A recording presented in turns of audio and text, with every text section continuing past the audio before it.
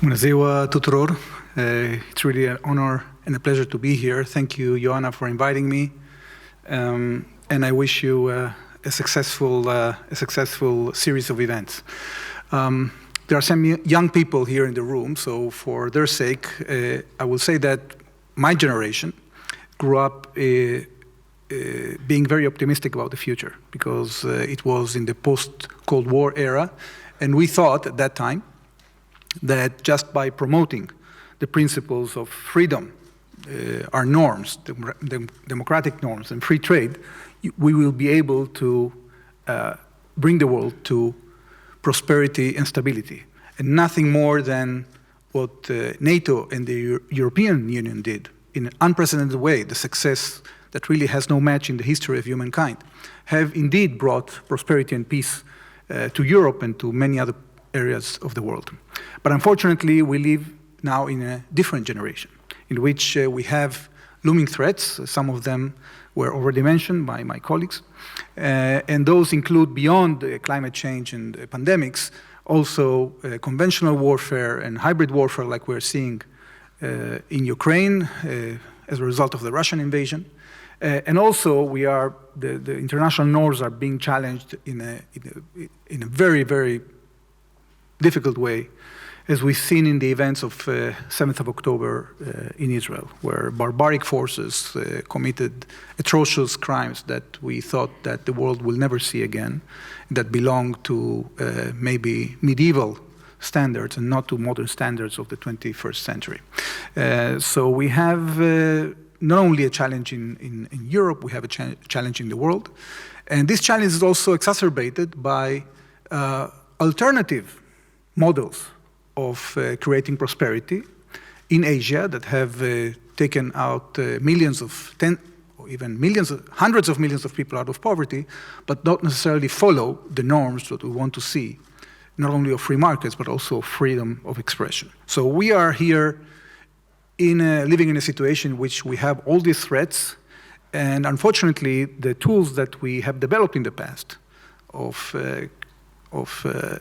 economic prosperity and diplomacy are not going to be enough in order to cope with them.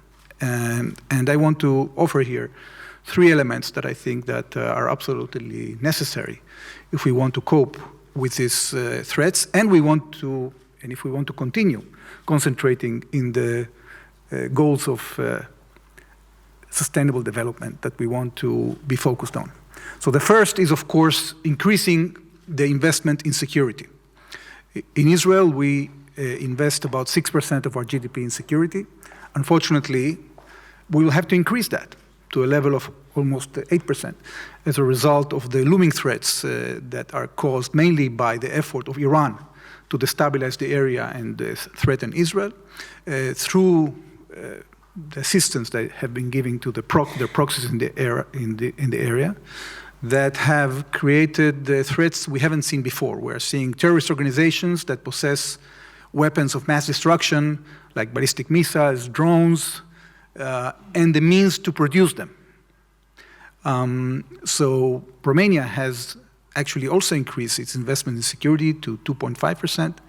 And if Europe now concentrates in building this security capability, I think it will have the tools that it needs to cope with the threats that I've mentioned before. Ambassador Durante mentioned the Sahel. So in the Sahel, we are seeing a huge withdrawal of European influence. We are seeing more Russian influence in the Sahel. We are seeing terrorist elements and radical elements looming, and it will not be enough to solve them just with public diplomacy. We need to have the force needed in order to deter enemies and in order to make diplomacy more effective. The second field that we have to concentrate in, of course, is trans-border cooperation. The fact that we have to be able to share more information and work together, intelligence-wise, and also when it comes to creating coalitions in order to deal with the threats. And one example has been, for example, the international coalition to defeat ISIS, that proved itself very efficient. Now we've seen, following this October 7th attack and the involvement of the Houthis in Yemen in attacking Western interests, we've seen a new coalition of countries that is trying to cope with that threat. So these are the kinds of coalitions we need in order to cope with the security threats. And the third and final element is, of course, technology.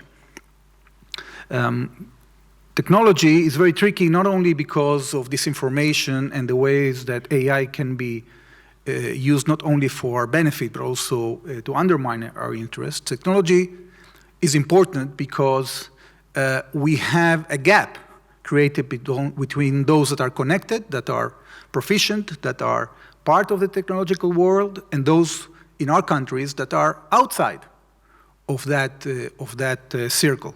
And if we fail to include more and more people in the technological world, we are going to be challenged from the inside. And we are seeing that in the ways that we have different, in different countries, movements against globalization and against the continuation of free flow of information, of free markets and supranational elements. So if I have to sum it up, we are having a situation in which we have looming challenges. I agree that, and I support that we have to develop the security capabilities that we need in order to cope with them, of course, while keeping international norms, because at the end of the day, we want to keep our world as a rules-based society. We have to cooperate more in order to cope with those who want to attack us.